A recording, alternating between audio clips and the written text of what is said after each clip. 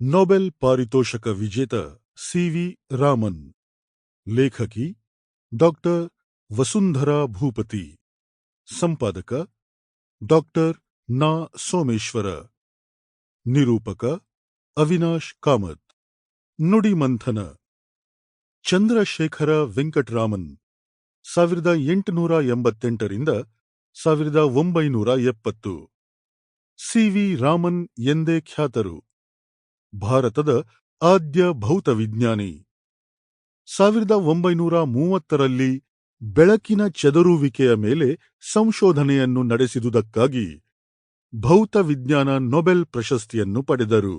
Raman Nobel ಪ್ರಶಸ್ತಿ ಪಡೆದ ಪ್ರಥಮ ಭಾರತೀಯ, ಪ್ರಥಮ ಏಷ್ಯನ್ ಹಾಗೂ ಪ್ರಥಮ ಶ್ವೇತೇತರ ವ್ಯಕ್ತಿ.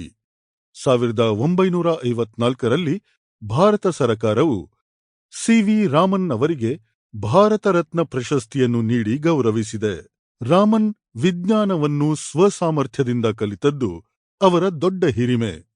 ರಾಮನ್ ಕೋಲ್ಕತ್ತಾದ Indian Association for the Cultivation of Science ಸಂಸ್ಥೆಯಲ್ಲಿ ತಮ್ಮ ಸಹೋದ್ಯೋಗಿ ಕೆ.ಎಸ್. ಕೃಷ್ಣನ್ ಜೊತೆಗೂಡಿ ಕೆಲಸ ಮಾಡುವಾಗ ಫೆಬ್ರವರಿ 28, 1928ರಂದು ಬೆಳಕಿನ ಚದುರುವಿಕೆಗೆ ಸಂಬಂಧಿಸಿದ ಹಾಗೆ ನಿರ್ಣಾಯಕ ಫಲಿತಾಂಶವನ್ನು ಪಡೆಯುತ್ತಾರೆ. ಆದರೆ ರಾಮನ್ ನೊಬೆಲ್ ಪಾರಿತೋಷಕವನ್ನು ಕೃಷ್ಣನ್ ಜೊತೆ ಹಂಚಿಕೊಳ್ಳುವುದಿಲ್ಲ. ನೊಬೆಲ್ ಪ್ರಶಸ್ತಿ ಪತ್ರದಲ್ಲಿ ಕೃಷ್ಣನ್ ಅವರ ಹೆಸರು ಹಾಗೂ ಅವರು ಸಲ್ಲಿಸಿರುವ ನೆರವಿನ ಸ್ಮರಣೆಯಿದೆ. ಆದರೆ ರಾಮನ್ ಹಾಗೂ ಕೃಷ್ಣನ್ ಅವರ ನಡುವಿನ ಸಂಬಂಧ ಸಂಕೀರ್ಣವಾಗಿದ್ದ ಕಾರಣ ಈ ಬಗ್ಗೆ ನಾವೇನೂ ಟೀಕೆ ಮಾಡುವ ಅಗತ್ಯವಿಲ್ಲ. ರಾಮನ್ ಕಂಡುಹಿಡಿದ ರಾಮನ್ ಪರಿಣಾಮದ ತತ್ವವನ್ನು ಬಳಸಿಕೊಂಡು ರಾಮನ್ ಸ್ಪೆಕ್ಟ್ರೋಸ್ಕೋಪಿ ನಿರ್ಮಾಣವಾಯಿತು. ರಾಮನ್ ಹಾಗೂ ಸೂರಿ ಭಗವಂತಂ ಇಬ್ಬರೂ ಸೇರಿ 1932ರಲ್ಲಿ ಕ್ವಾಂಟಮ್ ಫೋಟಾನ್ ಸ್ಪಿನ್ ಕಂಡುಹಿಡಿದರು. ರಾಮನ್ ಅವರ ಶಿಷ್ಯ ಜಿ.ಎನ್. ರಾಮಚಂದ್ರನ್ ವಿಶ್ವವಿಖ್ಯಾತ ಎಕ್ಸ್-ರೇ ಕ್ರಿಸ್ಟಲಾಗ್ರಫರ್ ಆಗುವಲ್ಲಿ ರಾಮನ್ ಕೊಡುಗೆ ಅಪಾರ.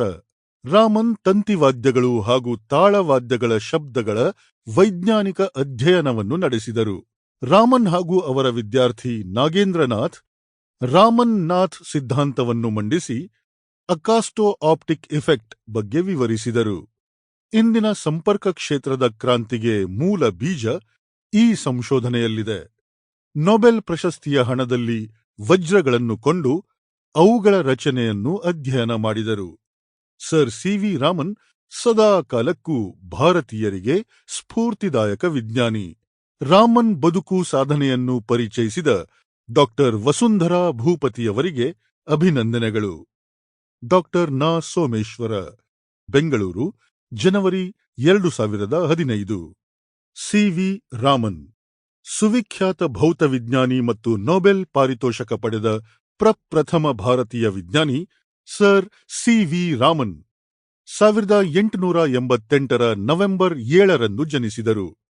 ತಮಿಳುನಾಡಿನ ಕಾವೇರಿ ನದಿ ದಂಡೆಯ ಮೇಲಿರುವ ತಿರುಚನಾಪಳ್ಳಿಯ ಸಮೀಪದ ತಿರುವಣೈಕ್ಕಾವಲ್ ಎಂಬ ಪುಟ್ಟ ಹಳ್ಳಿ ಇವರ ಜನನ ಸ್ಥಳ. ತಂದೆ ಚಂದ್ರಶೇಖರ್ ಅಯ್ಯರ್, ತಾಯಿ ಪಾರ್ವತಿ ಅಮ್ಮಾಳ್. ಅವರ 8 ಮಕ್ಕಳಲ್ಲಿ ರಾಮನ್ ಎರಡನೆಯವರು. ರಾಮನ್ ಅವರ ಮೂಲ ಹೆಸರು ಚಂದ್ರಶೇಖರ ವೆಂಕಟರಾಮನ್. ಮುಂದೆ ಅವರು ರಾಮನ್ ಎಂದೇ ಪ್ರಸಿದ್ಧರಾದರು. ಚಂದ್ರಶೇಖರ್ ಅಯ್ಯರ್ ಭೌತವಿಜ್ಞಾನ ಶಿಕ್ಷಕರಾಗಿದ್ದರು. ರಾಮನ್ ಅವರಿಗೆ 4 ವರ್ಷವಾಗಿದ್ದಾಗ ತಂದೆ ಹುಟ್ಟೂರು ತೊರೆದು ದೂರದ ವಿಶಾಖಪಟ್ಟಣಕ್ಕೆ ಹೋದರು. ಅಲ್ಲಿನ ಕಾಲೇಜೊಂದರಲ್ಲಿ ಅಧ್ಯಾಪಕರಾಗಿ ಕೆಲಸಕ್ಕೆ ಸೇರಿದರು. ವಿಶಾಖಪಟ್ಟಣದಲ್ಲಿ ತೆಲುಗು ಮಾತೃಭಾಷಿಕರು ಹೆಚ್ಚಾಗಿದ್ದರು. ರಾಮನ್ ಅವರ ವಿದ್ಯಾಭ್ಯಾಸ ಅಲ್ಲಿಯೇ ಪ್ರಾರಂಭವಾಯಿತು. ಅಲ್ಲಿನ ಸೇಂಟ್ ಅಲೋಶಿಯಸ್ ಶಾಲೆಯಲ್ಲಿ ಅವರು ಶಿಕ್ಷಣ ಪಡೆದರು. ಮೊದಲಿನಿಂದಲೂ ರಾಮನ್ ಪ್ರತಿಭಾವಂತ ವಿದ್ಯಾರ್ಥಿಯಾಗಿದ್ದರು. ಕಲಿಕೆಯಲ್ಲಿ ಸದಾ ಮುಂದು. ಹೇಳಿಕೊಟ್ಟದ್ದನ್ನು ಬಹುಬೇಗ ಅರ್ಥ ಮಾಡಿಕೊಳ್ಳುತ್ತಿದ್ದರು. ಮಾತೃಭಾಷೆ ತಮಿಳಾಗಿದ್ದರೂ ತೆಲುಗಿನ ವಾತಾವರಣಕ್ಕೆ ಬಹುಬೇಗ ಹೊಂದಿಕೊಂಡರು. ಶಾಲೆಯಲ್ಲಿ ಪಾಠಗಳ ಬಗೆಗೆ ತಮ್ಮ ಸಂದೇಹ ಮತ್ತು ಪ್ರಶ್ನೆಗಳನ್ನು ಕೇಳುವುದರ ಮೂಲಕ Sample complete. Ready to continue?